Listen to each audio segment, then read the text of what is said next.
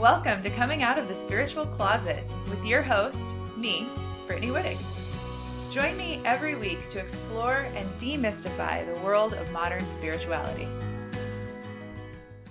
Welcome. This week, I want to talk about animal guides, animal spirit guides. And at the end of the episode, I am going to do a little card reading with the Spirit Animal Oracle by Colette Baron-Reid. So there will be a little reading at the end of the episode to go with this discussion about spirit animal guides. Interestingly, there's not as much discussion around animal guides in the spiritual community. Like, I hear a lot about angels, I hear a lot about star family, I hear a lot about all of these other energies that guide us, but I don't run into a lot of discussion about animal guides. And it's interesting to me because my animal guides were actually the first energy that I was able to connect to. I think that they're really accessible for beginners, simply because animals are something that exist in our world all around us all the time. I mean, even if you live in the middle of a city, you've got birds, squirrels, you see people with their pet dogs, cats. I feel like our animal guides are a great place to start tapping in to our spirit guides and to start connecting with the guidance that is always available to us and all around us all the time. So animal guides, what are they? How do you connect with them? I like to think of them as broad archetypal energies. Also, there are individual animal guides that each individual has. So, for example, for myself, I have a few different animal guides, animal energies that are really prominent in my life. Those are parrot spirit, orca spirit, and dog spirit. For me, those are the big three. And then I do have individual guides, one that is a blue and gold macaw and one that is a dog. What's the difference between the broad energy and the more individual guides? Well, for example, I've been dreaming about orcas since I was very, very young. I've had dreams about orcas. Orcas have just come up in my life in all of these different ways throughout my life. That's an energy that I really am comfortable with and that I really connect with easily. Now, the individual guides that I have, like my parrot blue and gold macaw guide, has a specific name and is a specific being. I discovered that guide when I started getting into shamanic journeying. Now, shamanic journeying, I'm by no means an expert. It's an area that actually was the first branch of spirituality that I dug into. It made sense because the shamanic branch of spirituality is very connected to nature and animals, and that made sense for me as a starting point. And shamanic journeying is very similar to meditation, but it's very visual, very much like a guided visual meditation. When I began digging into these shamanic practices and learning about them, and I went to a couple shamanic ceremonies, I began to connect with my animal guides. It happened very easily and very quickly in these guided visualizations. So once you've connected with your animal guides, how can they help you? Just like any other guide, you can turn to your animal guides for advice, for information. With your animal guides, a lot of the information that you receive from them comes in the form of visuals and symbols. It's much more symbolic, and I find requires a bit more decoding than the information that I receive from the more human-like guides. But it's also a very powerful natural energy. I certainly found that early on, it was easier for me to trust the messages that I received from my animal guides. A lot easier. It was almost like a stepping stone up to communicating with my other guides. So I think it's a great thing to dig into. There's just a wealth of information in just reading about the animals that you connect with, because these energies all have these deep archetypal symbolic meanings in the collective unconscious. So you can learn so much about your own subconscious by making this connection to your animal guides. And then the other thing that's fabulous about connecting with your animal guides is they become immediately this sign that can pop up in your 3D world very clearly and easily. So for me, when I see a parrot somewhere, when I see especially a macaw, and especially a blue and gold macaw, I immediately pay attention, because that is a clear sign from the universe to me. Same with orcas. Orcas are a very clear sign for me. Dog energy is a little different because there's just so many dogs around. But interestingly, I have still found that the way dogs will sometimes act around me will actually serve as a sign. This is one of the very easy ways to start receiving signs from the universe. Just by connecting to your animal guides, knowing which animal spirits connect with you and are resonant for you, and then seeing those signs pop up in your life. And there's also just so much to learn from the animal kingdom. When you connect with animal guides, you're tuning in to the animal kingdom, you're tuning into nature, and animals are so much in flow.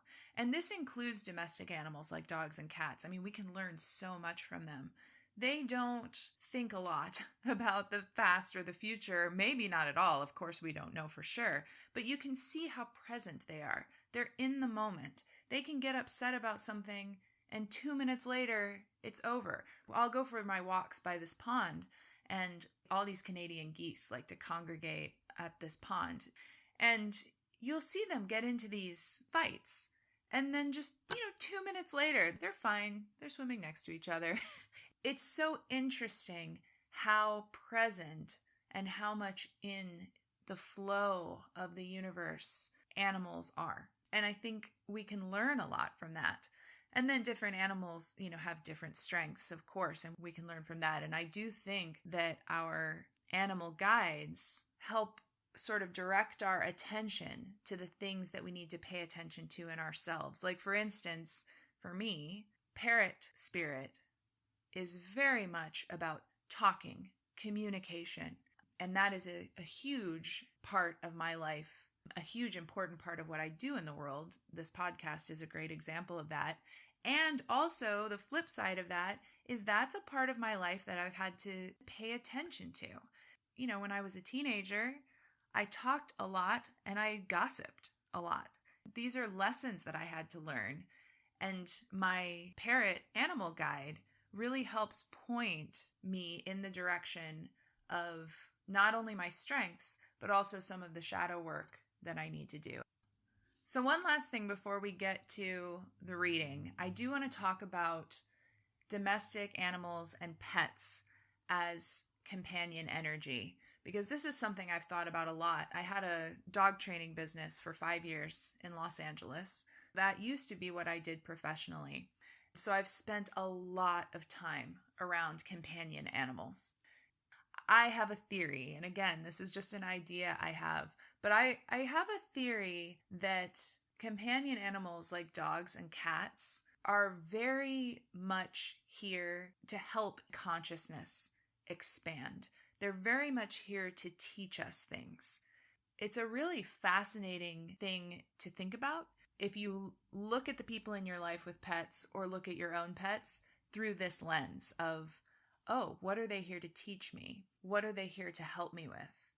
My own experience with my dog, who has now passed away and is one of my guides, for sure, one of my animal guides. My own experience with him is that he happened to show up at just the moment in my life when I really needed to learn how to be more compassionate, more nurturing, more empathetic.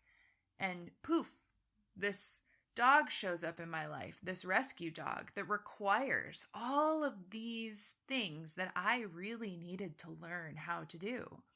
Interestingly, he also passed away.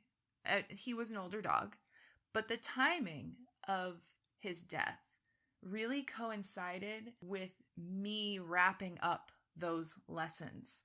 And of course, I didn't see this at the time, but in retrospect, as I look back at the course of my relationship with my dog and the timing of his entrance and exit from my life, it's just extraordinary how serendipitous it was and how much it matched up with my growth during that period. So interesting, something to contemplate. It is pretty amazing the way that the animal energies and animal spirits can work with humans and how we can work with them. All right, so I'm going to go ahead and pull some cards and we'll see. We'll just see what comes out. I'm going to pull from the Animal Spirit Oracle first, and depending on what comes out, I might pull a couple tarot cards to go with it. Let's just see how it goes here. Oh, and real quick, before I do this, I have a guided meditation where you can meet your animal guides, and it's a completely free meditation. I'll put the link in the show notes, but basically you'll just go to my blog and scroll down, and on the very front page, there's a little sign up for my newsletter. And if you sign up for my newsletter, I'll go ahead and send you this free visualization that will help you meet your animal guides. So just wanted to put that out there, and now we'll go ahead and see which cards come out. Oh, this is great. One of them that came out is Parrot Spirit. This is a very serendipitous message here. So the first one that came out is Giraffe Spirit. See the big picture. The second one that came out is Parrot Spirit. Watch your words, which is exactly what I was just saying about myself. And the third one that came out is Brown Bear Spirit. Take time out. Okay, so Giraffe Spirit is about zooming out and seeing the bigger picture, which makes sense if you think of the giraffe vantage point. It's much higher than probably any other creature outside of a bird, of course. So zooming out and really looking at things from a higher perspective, from a less personal perspective, so that you can kind of see others' point of view, maybe see a situation from a different angle. And then Parrot Spirit, watch your words. This is about words having power. The words that you use, the words that you speak to others and to yourself have power.